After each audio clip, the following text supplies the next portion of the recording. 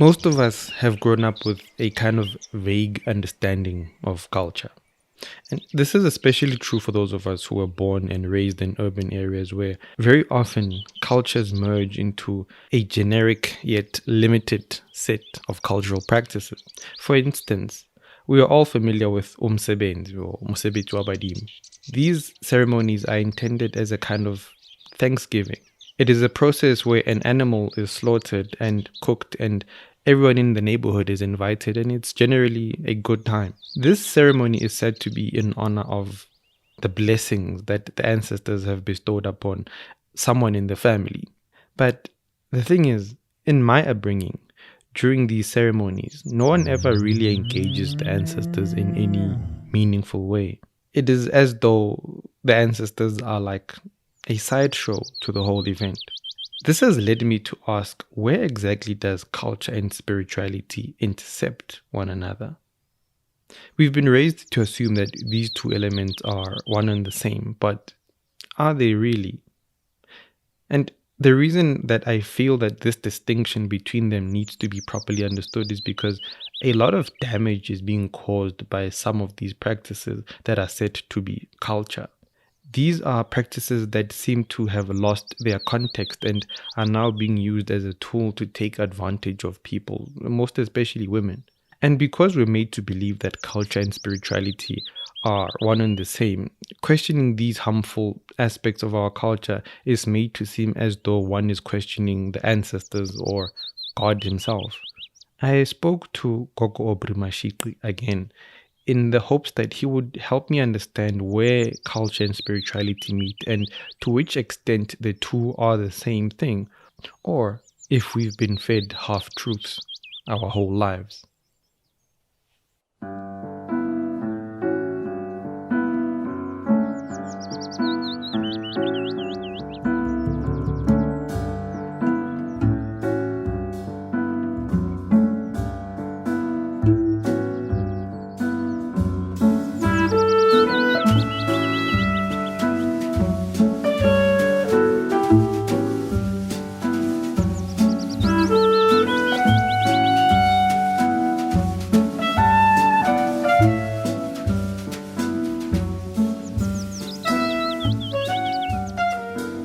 Where I want to start off with this is that this is my understanding. There is no such thing as African spirituality, in the sense that the people who lived on this continent for thousands of years did not call it Africa. Yes. One. And as far as I know, in my limited understanding of our languages, there isn't specific language that deals with spirituality as a separate thing. Whereas we can talk about, in all other religions, we can talk about that form of spirituality as a separate entity. But in African culture or in African beliefs, it's not something that is separate. So most of the time what we then end up talking about is culture or isintu, which is crudely translated as culture. Yeah. But I think it's a bit more dynamic than that. So is there a line, and if there is a line between African spirituality and culture, where do you draw it? Okay. Like you, I don't subscribe to the concept or idea of African spirituality. But I do think there are two things we need to do. We do need to recognize that we are dealing with historical phenomena, and we are dealing with spirituality. So when you say our ancestors did not call this place Africa, the question is, which ancestors? Your ancestors of 200 years ago, 100 years ago, 1,000 years ago. So the point I'm making is that there is a time when our ancestors, the people who lived on this planet, on this continent, on this part of the continent before us, did not call themselves African. That is just a historical fact. The reality is that there comes a time when we are referred to as such. And there comes a time when we refer to ourselves as such. So I might have said the last time that this part of the continent, and therefore the continent as a whole, is the cradle of humankind. So which means all of us on this planet, the 7 billion of us, are from here. And if we accept that at some point, those of us who find themselves here, including our ancestors who find themselves in this part of the world, on this continent, who become known as African and who come to know themselves as such,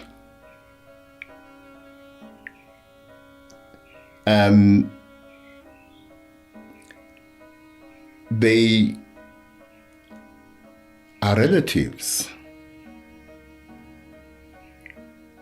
of those who find themselves elsewhere on the planet, who themselves are African. So the fact that they look a certain way and they find themselves in China, in Latin America, in Europe, does not change the fact that their origins are here. This place we now call Africa. Now, I can argue, for instance, that they were not African in the manner that we call ourselves African as they spread to other parts of the planet. But once you, through a process, historical forces and others, you come to know yourself as African, or you come to accept that you are called African and therefore you are African. There is an important difference between you and those who originate from here, who now find themselves, let's say, in China or Europe or Latin America. All of them, because of their origins, can legitimately be said to be African, even though at the time they left, in all probability, the word Africa did not exist. But The fact that they originate from here does not mean that you are Chinese. You see the difference? Mm-hmm. So we have a choice. We have the choice to disrobe ourselves of this appellation, African. Or we have another, to say at a certain point in history, we become known as, and we accept and we embrace this robe of being African. And therefore, if we do that, we must give it a particular meaning. Doing that does not solve a problem, because the idea of being African is not uncontested, it is contested. I'll give you an example. These days you hear a lot of people talking about Kemet. Oh, yes. And some will tell you Kemet is what we today call Egypt. For some, Kemet is not a place. For some, Kemet is an idea. Or philosophy. Or a philosophy. For some, Kemet is a philosophy, an idea, or even a place we must look towards, because that is what being African is. So to be truly African is to look in the direction of Kemet. And to be guided by the spirits of our ancestors from Kemet.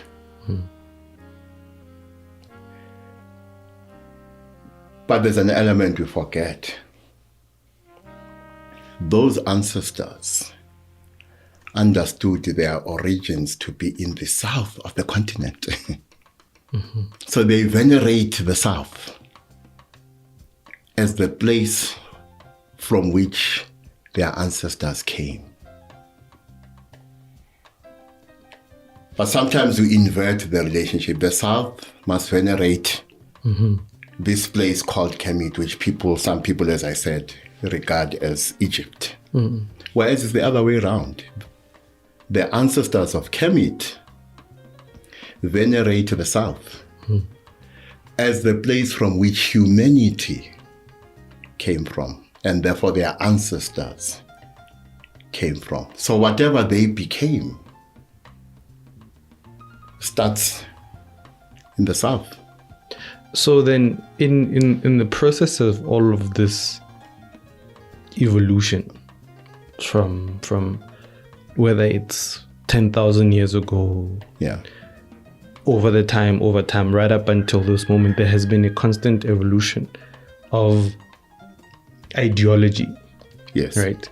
And it's when you speak of Kemet and that whole thinking around Egypt and the pharaohs, is that there was an inherent understanding of spirituality. Yes. Even though how we sometimes interpret it is that they had a very practical understanding of it, in that they could utilize spiritual principles, whether it be in architecture, in just how they functioned. Yes. Right?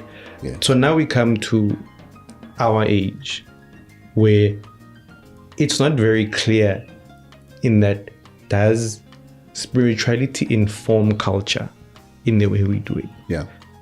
Are our practices based on spirituality? Are what we call cultural practices, are they based on spiritual principles? Well, let's take one step back, again, to agree with you that what we call African spirituality is universal. But again, we go back to history. There comes a point where these people who are born in the same place that we call the cradle of humankind find themselves in India, in Brazil, in Europe, in America,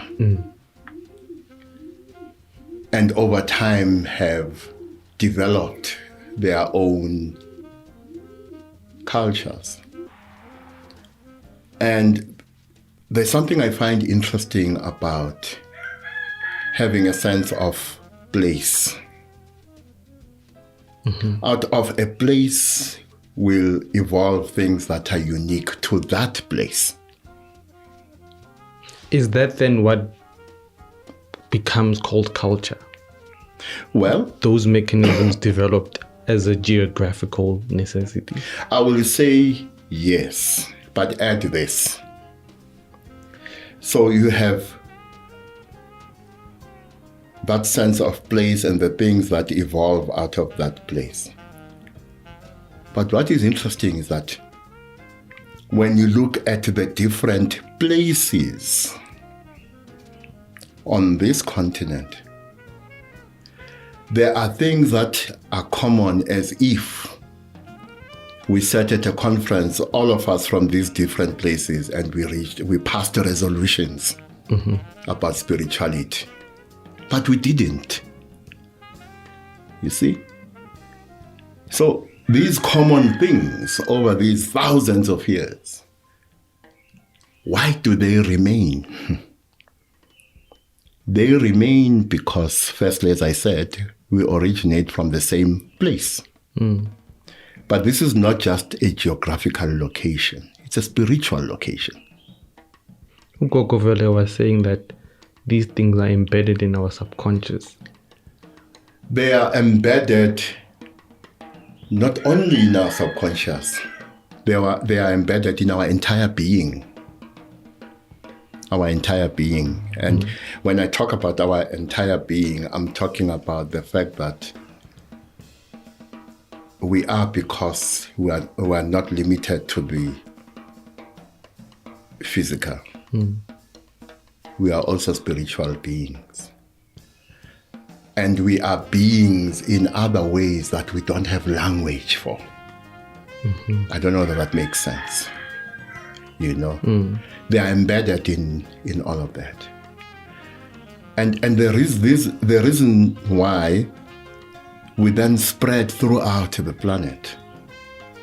Or we find ourselves in different parts of the continent, in different places in the continent. But there are things that remain common about us. It's because of that origin, the sameness of our origin. But more importantly, we are blood. We are the same blood. So the woman, the man in Kenya is me. And I am him. And I am her. The woman or man in Nigeria is me. And I am her. You can think of any part of the continent. Yeah. That is one of the reasons some of the things about spirituality have remained common. Because we are one. True. Despite the fact that we find ourselves in different places, out of which differences have emerged. But the fact that we find that which is common remains is because we are one, we are from the same seed. So let me add this. It may sound controversial. And I would like you to invite people who can take it forward, agree with it or disagree with it, develop it further. Is it not possible, Ngand, that when I say we are one with, I will say, the original spirit? And here I'm talking about the spirit that has always been there, that has no beginning, that is timeless in all directions. We can call it the divine, we can call it the source, we can call it whatever we want to call it. Is it not possible we are one because we are fragments of that spirit? And therefore we are that spirit. And then that then implies that all different beliefs are also fragments. Well, beliefs are man-made. So, implicitly, and maybe the word implicitly is not that, or innately, we all have this consciousness that we are more than this body. That this body is not our origin. Yeah. Our origin is spiritual. And we create sometimes institutions, as we have done. We create rituals. We create sets of beliefs.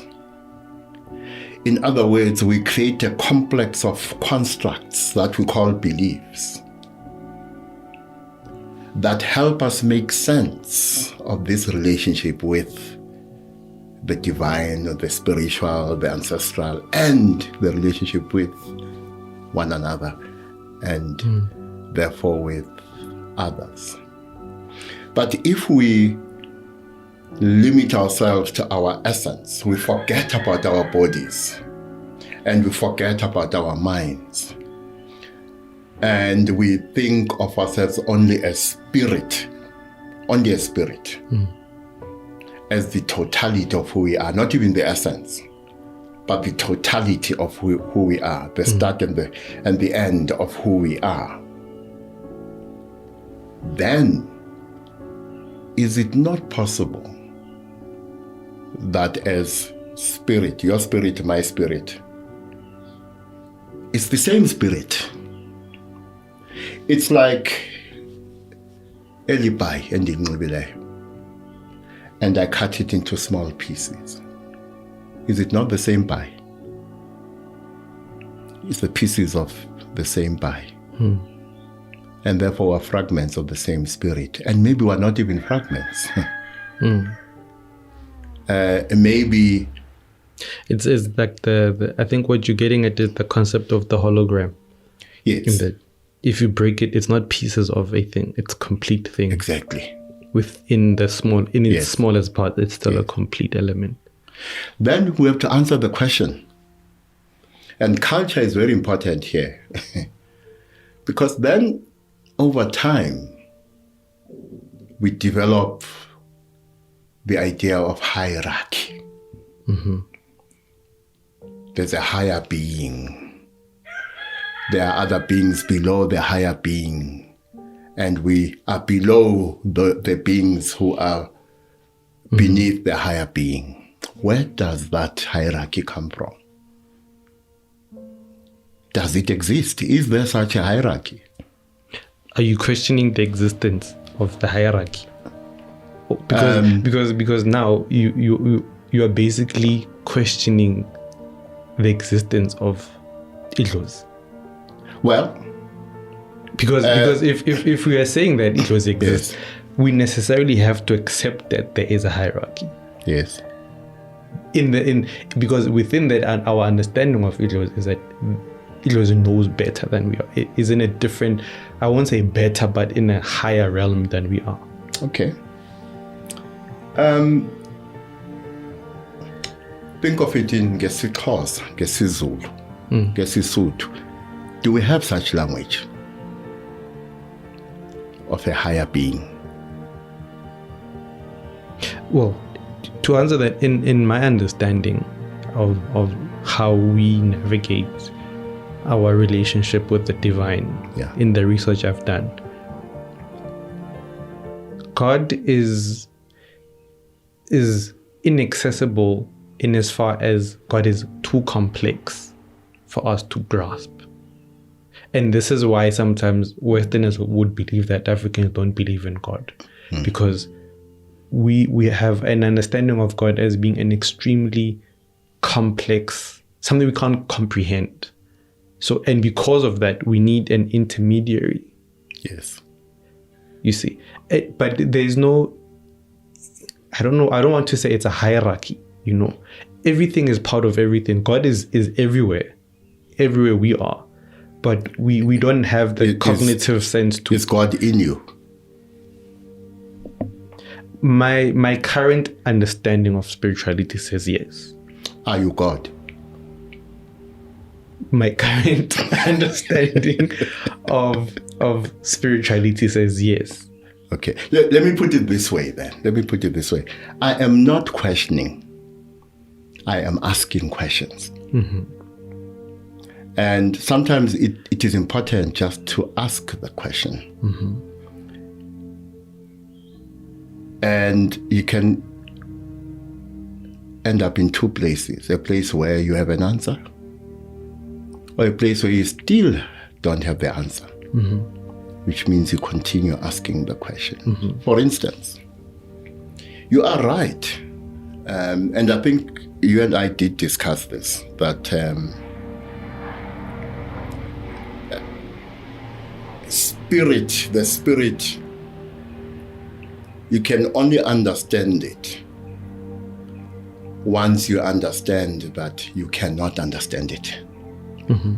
Because our minds want shape, they want size, they want color, mm-hmm. they want those qualities.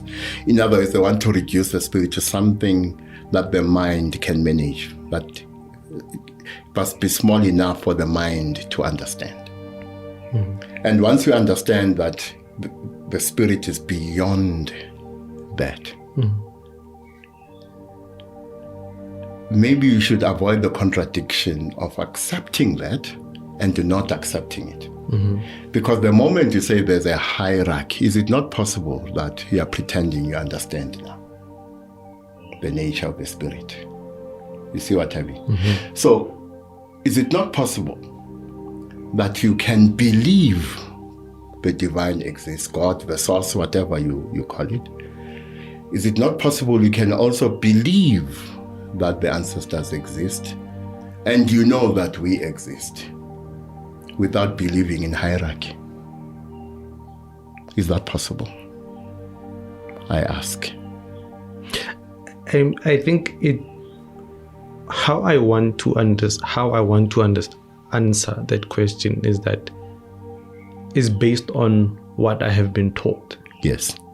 In that there needs to be structure. I need a name. Yes. I need a name.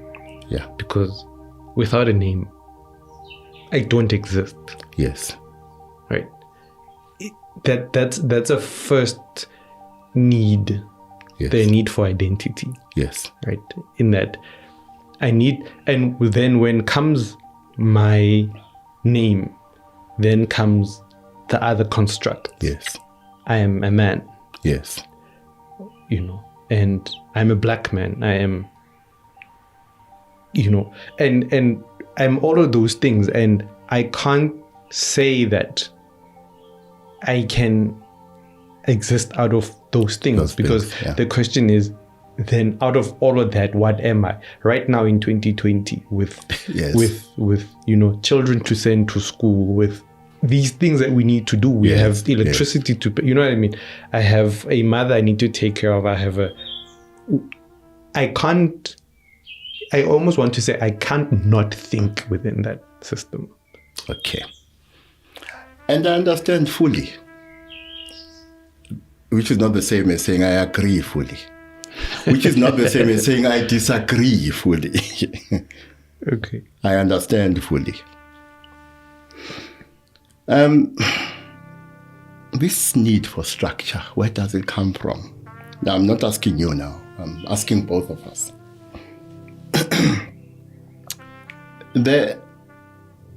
Take God. I have no doubt that God exists.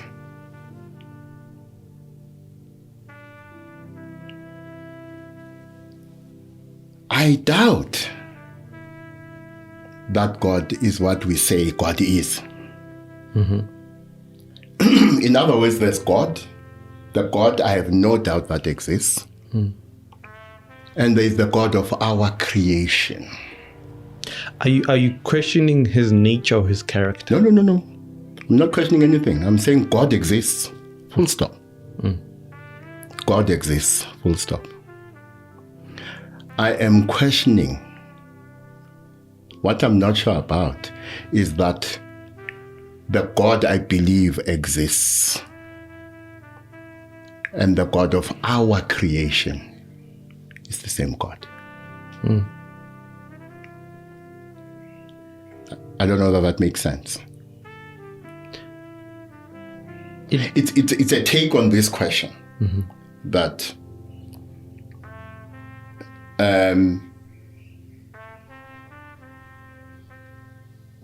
there are people who say God does not exist. And to the extent that God exists, it's because we've created God. Exists to that extent. That's not what I'm saying. I'm saying God exists. I have no doubt. I've had experiences in the spiritual realm which have left me with no doubt that God exists. But if you want me to write a paper or whatever to define God, to explain what God is, it will be a very short paper. God exists, full stop. And I'll submit. Everything that follows will be what I think, what I believe. And to that extent, I may be creating the difference between this God of one sentence, the God who exists, and the God of my creation. Now remember, before there was language, did God exist? Yes, God did exist. Can you just imagine what it was like to have a relationship with God before there was language? Can you just imagine how beautiful that experience must have been? Because one of the things language does, and it is a function of the mind, language wants to reduce things, including God, to that which the mind can manage. Can you imagine just how boundless the idea and experience of God must have been before language? Some will argue and say there was never a time when there was no language. I don't know about that, you know. So the important relationship between what we are saying and culture is that that's precisely the point. Structure. Identity, a way of doing things, a common set of beliefs. There might be differences, disagreements, but they're within a broad set of commonly held beliefs, customs, rituals, and so on. Relationships between men and women, men and men. What is a man, what is a woman, all of which will form this culture. From what you're saying then, is that we shouldn't place that much importance on culture. Well, because culture is something that is transient, right? It's something that is evolving with every generation, with every family. Yeah. But and it's easier to understand this as Black people. But when you look at other cultures who have done a greater job in maintaining a more uniformed culture, one that almost doesn't evolve, has stayed the same in its core, we almost what can I say? We almost envy them. Yeah. Right. Is the evolution of our culture to our detriment? Well, let's go back to our last discussion about harmony. Culture exists amongst other things so that there is harmony in society, in the nation, the community. There must be things which bind us or to which we are bound to maintain harmony. Without them, there is disharmony. Mm-hmm. There is chaos. There is disorder. Mm-hmm. So, amongst other reasons, culture exists to prevent the disorder, the disharmony, the discord, to maintain harmony. But now the question is, in our age, yes, the question then becomes, whose definition of harmony? See, that's the thing. Are we all the things I am telling you, I am not telling you what I believe. Mm-hmm. I still haven't told you what I believe. In all probability, I will never tell you what I believe. I will tell you what I think. Because these are questions I think about all the time. Yeah. And the fact that I do not have clear answers does not stop me and should not stop anyone from asking these questions. Yeah. Because maybe one day we will have answers. Because the basis of my question is this. Here's a scenario. Because in me trying to understand the intersection between spirituality and culture, yeah, we need to have a ceremony. Yes. Right? There's a goat. Yes. That needs to be slaughtered. Yes. Okay. Because within that slaughtering, there's an inherent spiritual purpose to it. Yes. Right. Then what comes next is, who's going to slaughter it? Yes. Right. What we've been taught is that question is spiritual. Yes. The question of who's going to do it, yes, is spiritual. Whereas in practicality, anyone can do it. Yes. But we're going to say, no, it needs to be done by malume. It needs to be yes, done by the father. Yes. It needs to be done by the elder brother. Yes. And so what I want to understand, are those questions spiritual? Is it a construct that, we need? Is it a construct that we have to uphold? Because as time goes, fewer and fewer families have fathers in them. Yes. So increasingly the question is going to be, who's going to slaughter this goat? Yes. Because the next thing that's going to happen is that there's a daughter who's strong in the family. Okay. Very much capable of doing that. Yes. And then she's going to do it first. Yes. And she's going to do it properly. Down the line in that family, women can do it. Yes. I don't even know what my question is, but it's just me thinking. Let me tell you what your question is. And it's a very important question. Should we question culture? Mm-hmm. But you're asking a more pointed question. Should we question cultural practices? Because amongst other things, a culture consists of practices, it consists of values, beliefs. So, when you ask who should slaughter that goat, I believe that our ancestors, and here I'm not talking about ancestors in the historical sense, the human beings who are here before us. I'm talking about our ancestors as spirit. Mm-hmm. I believe they are much more pragmatic than we are. I also believe that there are a lot of beliefs that are not of their own that we impose on them. Mm-hmm. So, by extension, I believe, therefore, the answer to the question, who should slaughter that goat,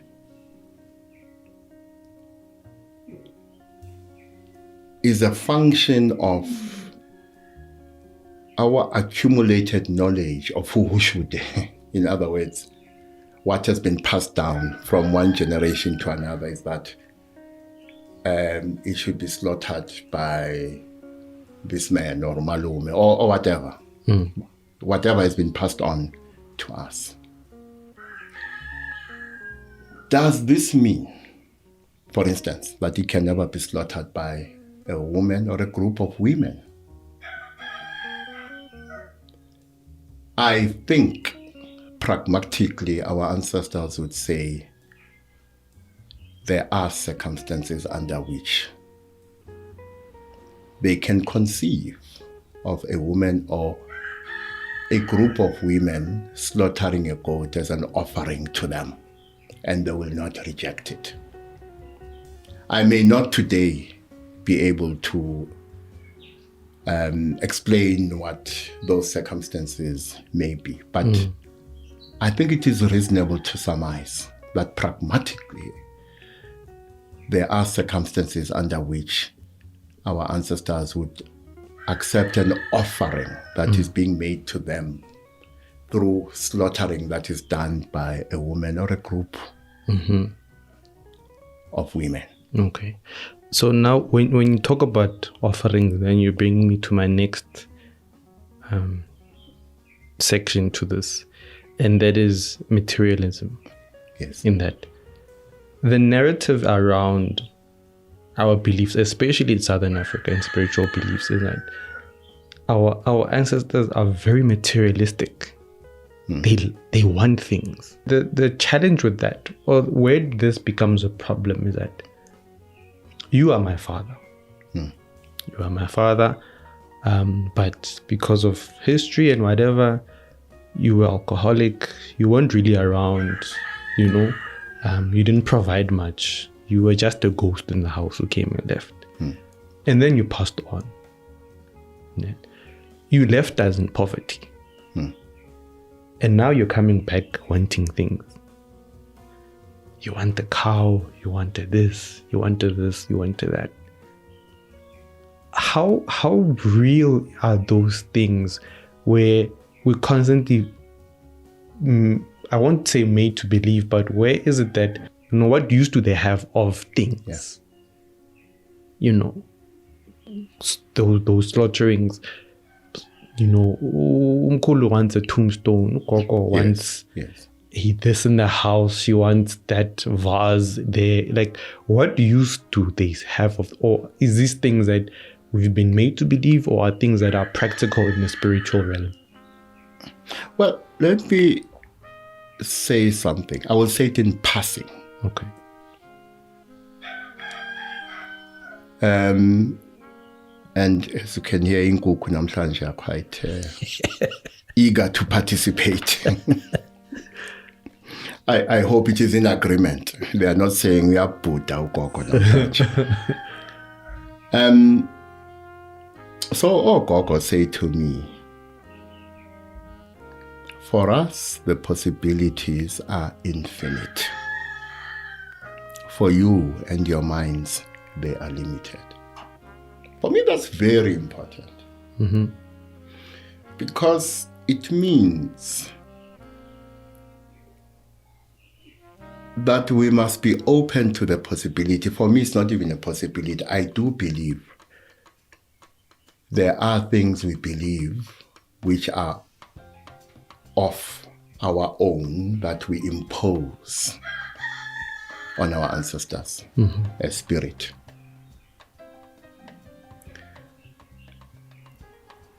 I believe that what is important is to build a relationship with our ancestors. And that relationship, amongst other things, will consist of conversations. All the questions we're raising today and more must form the basis of conversations we must have with our ancestors, because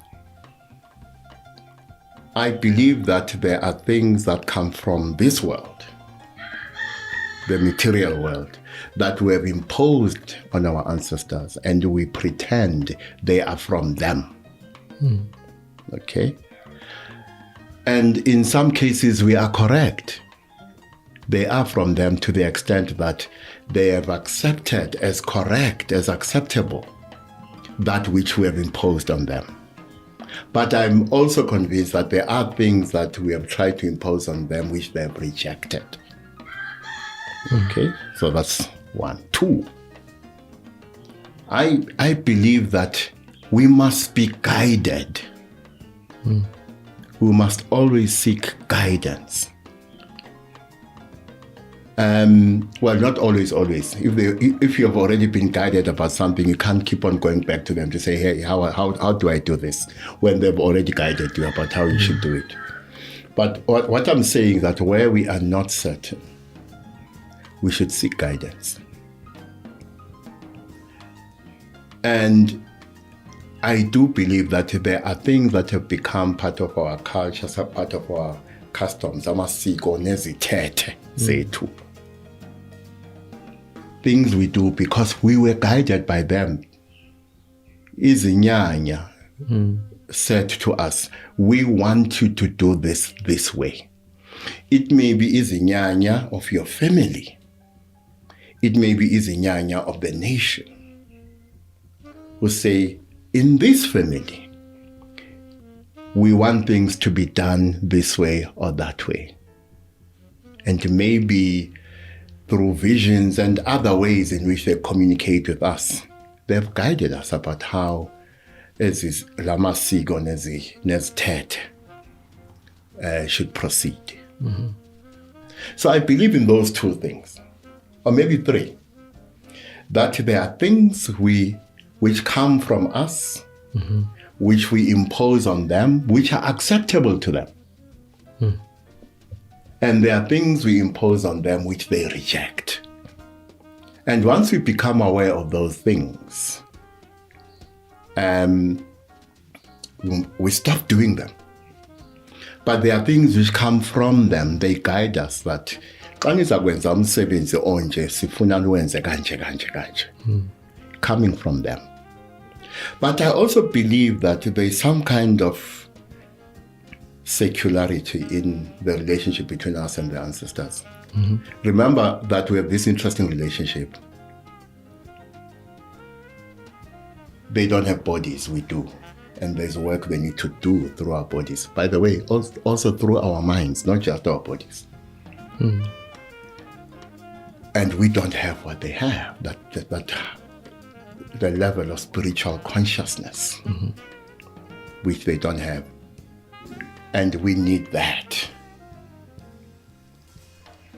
Which means in this relationship, we must work towards a win-win situation. But the win-win situation results in a situation where we all win. They win, we win, and we as human beings are better for it. I then believe that it is important that we submit to the guidance of the ancestors. But I also believe we have a responsibility to guide them too. So it's not a one-way street. We must be guided, and they too must be guided by us. But that presupposes firstly the existence of a relationship, a sound relationship between us and them, during which relationship, amongst other things, we engage in these conversations. So when you ask questions about culture, and you say it's 2020, there are things when you were here you used to do. We are not sure that they are still relevant. We must have a conversation with them about that, during which they will guide us, and we too, even by initiating that conversation, we are engaging the process of guiding them. One of the most contentious aspects of culture as it stands today revolves around weddings and marriages. Yes. Things are very contentious in that. In one aspect, there's the issue of ilobolo. Yes. Right? Where, you have to get married customarily, otherwise you're not fully African if you don't keep amalobolo and, And then there's the aspect of the wedding, traditional wedding, yes, inyongo, and all of those things. Why are ancestors so invested in things like that? Are they? well, we believe, we are told they are Yes. very, very invested in amalobolo and inyongo. Let me say this, and I don't mean to be insulting. I understand. A lot of learning that happens in society is thoughtless. A lot of things that we believe are thoughtless. In other words, they are not a function of thought.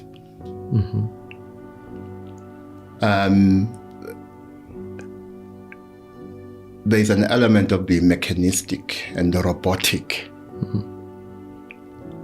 in some of the things we believe and some of the things we do. Because a lot of learning that happens in society, as I said, is thoughtless. Even about things which are not spiritual, things that are political, for instance. How we believe society should be organized, how an economy should be organized. A lot of what we believe about those things are thoughtless. They're not a function of thought. So I do believe that our ancestors want us to be conscious. And being conscious means we don't do things just because they did them. We don't do them the way they did just because that's how they did them. I believe they want us to be conscious. I do believe that they have an appreciation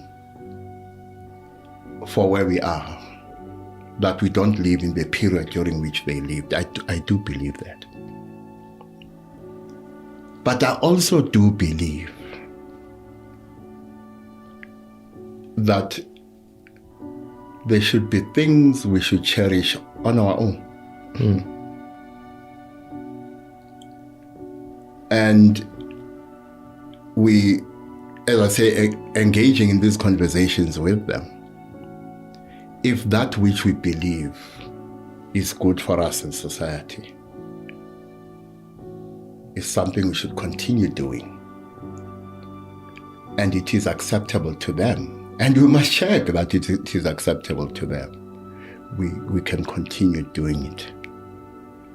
That which was done before, which no longer serves us or no longer serves any purpose whatsoever, again, we engage in conversation with them to see whether we can be guided into seeing something we did not. Because you can come to the conclusion that, let's say, Lobola does not serve us anymore, only to find that we have blind spots that we have developed. Sometimes through things like colonialism, for instance. And how black bodies live in a white world. And black bodies think when they make the choice not to respect Ilobolo anymore, they think they did so because they have a sense of agency. When actually the fact that when you are born black, your black body is born in a white world where the standard is whiteness, means your agency is either limited or non-existent. And that may be one of the things which influences what you think is your progressive thinking about abandoning things like Lobol. And then what I would advise is that when you reach that moment, you go back to them. Because maybe they will show you something you did not think of. And you'll end up in one of two places. At a place where you accept that because of the reasons they've given, you need to continue the Lobol, or you need to stop it. Or you can land at a third place where they say you can continue with the Lobola with the following changes. But we are not robots. When we engage in these conversations, we engage in these conversations with our ancestors, having certain ideas about what should be kept, what should be discarded, and what should change. And we engage with them on that basis. But, you know, I listen to these debates on talk radio, and I marvel at how what I would call white culture, for want of a better term. Have you noticed that when you become educated, middle class, sophisticated, so we think, the fact that we mimic whiteness is something we don't question. Our mimicking of whiteness makes us question that which comes from our culture or from our ancestors, you know. So it seems to me that when we ask these questions, we must also ask ourselves, where do these questions come from? Many of these questions come from the fact that we are black bodies that live in a white world. And whiteness is the standard. And therefore, the worldview of whiteness is the standard. The culture of whiteness is the standard. The grammar of whiteness is the standard. Then the questions are posed through the grammar of whiteness. So that's another element we must introduce to these debates about what should change or not about culture. Where do the questions come from? Do they come from who we are, or do they come from who we are not? Do they come from our desperation to mimic whiteness? Do they come from the fact that actually, to some extent, some of us are no longer purveyors of whiteness, but are white, despite what the color of the skin tells us? In the context of marriage, I want to say that some of the questions come from young black women, yes, who believe that they are being traded as assets. Yes. Then they ask the question, what is the purpose of this? Because, well, is that the primary reason? Or the perversions that have emerged around issues like ilobola? And some of the pathologies that have attached themselves to some of our cultural practices, like money as a perversion. It's quite possible that we raise them not as the underlying question. We raise them to mask our underlying discomfort with who we are. That's not the same as saying women must not raise those questions. I have serious problems with how lobola is practiced today. Serious problems. How it has become commodified. And by extension, how women have become commodified. In many ways, the manner in which we practice ilobola today is a deviation from what our ancestors believed and therefore how they practiced it. To that extent, those perversions must go. They must go. And to say they must go, when a woman says they must go, the woman is not showing disrespect to the ancestors. So, some of the things we impose our ancestors are these perversions. And it is easy to believe them because if you yourself have become a purveyor of these perversions, you die and you become an ancestor. They are your perversions too as an ancestor, you see that? And therefore, us the living can legitimately say, Utatomkhulu Ncande uVusomosi wayethe apha ekhaya kulotyolwa nge-Mercedes Benz. You see that? a black one. A black one. You know? Apha ekhaya ukuba umntana walapha ekhaya une-MBA it cannot be less than 100,000 rand ilobola. Those are perversions. I would even say these are capitalist perversions, you know, which have nothing to do with our culture. But remember, and to contradict myself immediately, cultures have perversions. Perversions do become part of our culture. And that is why I said we need to be conscious. Our ancestors want us to be conscious. They don't want us to relate with them as robots who are mechanical in how we perform our customs and our rituals, you know. So I accept that there is an extent to which it is not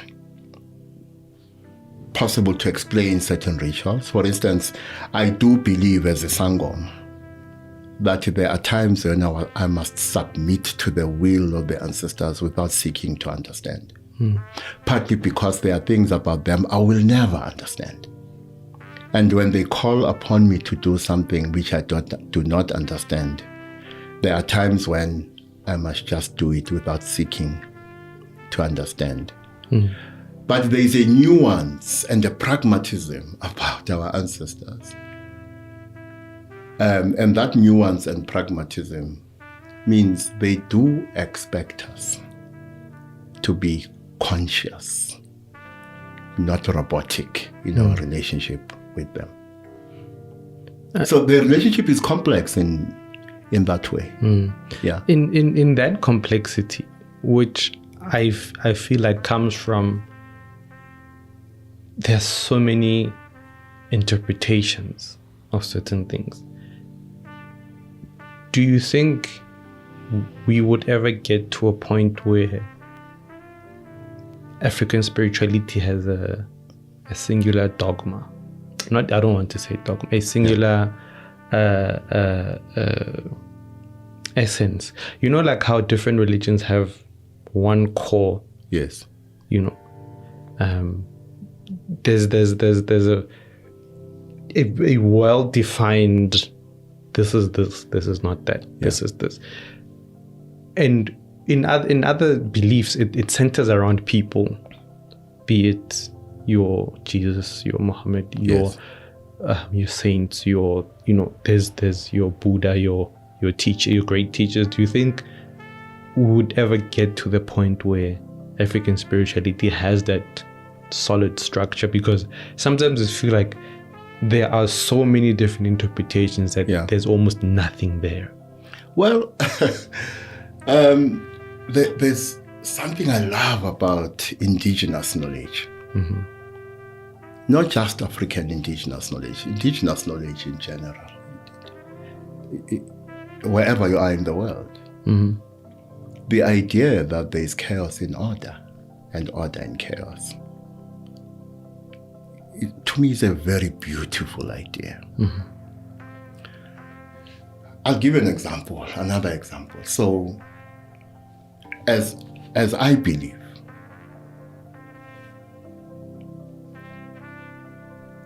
it is the community, the communal, that must be central, not the individual. But look at this. Our ancestors teach us you can be an individual within a community. And a collection of positive individual qualities strengthen the collective. So they don't have a dogmatic or mechanical understanding of the relationship between the individual and the communal. So that's not them being dogmatic or mechanical when they say the collective must be central. So they believe that the collective is central. So what you do as an individual should not harm the collective. And COVID-19 is teaching us that. the destructive belief in extreme individualism, which says I have the right not to wear a mask. In other words, I have the right to infect you. Whereas someone who believes that the communal is central does not believe they have the right to infect you because they have the right not to wear a mask. You see? So in Xhosa we have sayings such as akukho nkwali iphandela enye. So being part of a collective does not mean you become this lump of clay. Individual effort and agency within the collective is important. Akukho nkwali iphandela enye. We have another saying. AmaZulu will say things like asicabangi ngokufana njengamanzi omfula who flow in the same direction.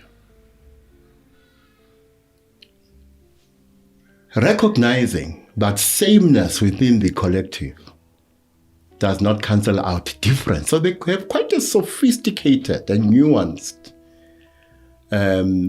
understanding of the relationship between the individual and the communal, the individual and the collective. And that's what we're being called upon to do. To be sophisticated ourselves, to be nuanced, to be pragmatic in our conception of the relationship between the collective and the individual. What the collective does must not harm the individual. What individuals do must not harm the collective. Personally, I believe in one thing: harmony. Harmony. That which disturbs harmony, we must discard. So, Ubuntu is like a primordial spiritual belief. Ubuntu, and forgive me if I'm repeating myself. I might have said this the last time. That there is a belief that I believe is false. The idea that Ubuntu is a quality that resides only in those we have come to know as African. Ubuntu is a human quality. You can find to those who are those who are Chinese, who are European, who are American, who are Latin American.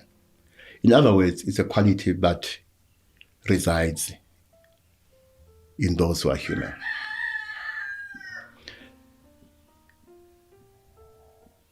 Certain parts of the world have lost this human quality. And that is why they can visit upon us things like capitalism, colonialism, neo-apartheid in this country. But it does not mean they never had it. They did. It has become perverted, it has become distorted, in many cases destroyed. And that is why, for instance, you have things like vaccine nationalism. That you have the resources to produce vaccine. You don't see it as something that should benefit all of humanity. You see it as something that should benefit only those who fall within your circle of compassion, only those who are like you, or those who believe in what you believe. And those who fall outside that, therefore fall outside your circle of compassion. So Ubuntu, to me, is not just a concept. Ubuntu is a call to humanity to return to who they truly are, to their essence. And Ubuntu is governed by our essence. And our essence is the spiritual. You can't disconnect Ubuntu from spirituality. In the same way, the things we do in our cultural spaces must be guided by that essence, the spiritual. The fact that we are spiritual, amongst other reasons, because the divine resides both inside and outside us, and therefore, to some extent, the divine is us. it resides in our ancestors and outside them, which means therefore they reside in us too and we reside in them. And anything about our culture that disturbs that harmony, the harmony between me and the divine and the ancestral, must be removed from our culture. Towards.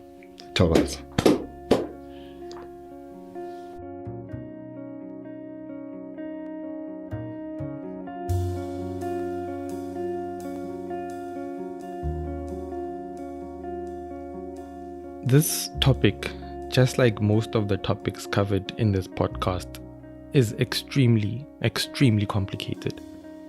You could write a whole book about the intersection of culture and spirituality and what it means to us as a people. And if I had spoken to someone else, I would have probably gotten different sets of answers. What I really appreciate about my engagement with Gogo Aubrey is the continued emphasis on how formulating a question is actually fundamentally important to getting the right answer, and that sometimes a question is a whole world unto itself. Okay, so I have a confession. This was supposed to be the very last episode of the Journey 1-2 podcast. I never intended for this project to be a never-ending process, and I believe that I was led towards this project by my guides as a way of facilitating my learning. What it has done is that it has served to reaffirm not just my connection to my guides, but to the reality that spirituality is truly, truly diverse. And that African spirituality is not about hardship and desperation and generational trauma and jealous neighbors. That being said, I also believe that it is important, in fact crucial, to evolve as a person and as a people. Because of this, I've always known that this podcast represents a certain period in my life, and it is a period that I would eventually move on from as my journey evolves. But now, the conversation that I had with Gogo Aubrey has shifted something deep inside me. And that something has been bothering me for the past 2 weeks since I recorded this episode. It is to do with our questioning of ourselves and our culture, in that sometimes our questioning of our culture tends to be like a process of elimination. With each question, something is taken away. What has been bothering me is this. When we have questioned away all the problematic aspects of our culture, what do we have left? Who exactly are we? Outside of our consumerist lifestyles, outside of our historical trauma, outside of our engineered poverty, and outside of our dysfunction between black men and black women, who are we really? What do we offer the world? As a people, what is our contribution to the collective sense of humanity? What is it that we are going to leave behind for our descendants? What will be our legacy, our gift to those who will come after us? I honestly don't know. And because of this, I have come to realize that this cannot be the end. Not until we have begun answering some of these questions. This is, though, the last episode for the year, but this is not the last episode forever. I guess this is the end of the first chapter. How the next chapter will unfold, I'm really not sure, but I'm really, really looking forward to it. My name is Vosumzengandi. Thank you so much for joining me on yet another episode of The Journey 1-2. I wish you light, I wish you courage, and I wish you all the best on your journey. Makwande.